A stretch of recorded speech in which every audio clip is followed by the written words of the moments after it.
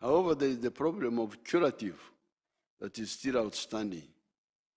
That problem is tied up with the problem of Tafayo, not bothering with the important things. It is tied up with the issue of corruption. I happen to have been here in the times of the British, the time of independence, and after. In all that time, I saw the corruption of the public servants.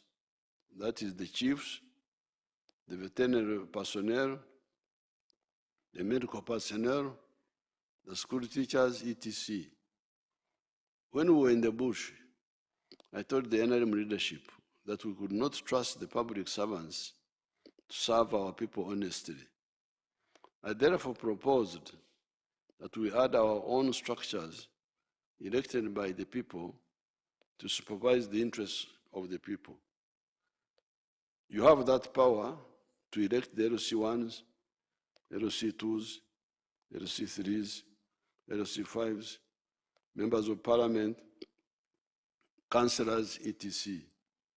These are the ones to report corruption and other misconduct in the area, especially the ones being paid by the state. Those are the LC3 chairperson, the member of parliament, and the LC5 chairperson and other officials.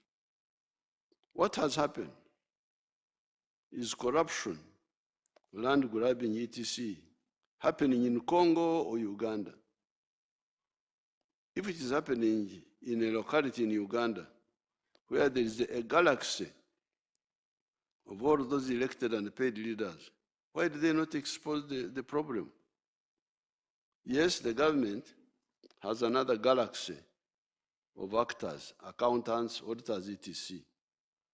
We shall continue trying to bring them to Jesus Christ and Muhammad for salvation, to save them from corruption, and also axe the incorrigible ones.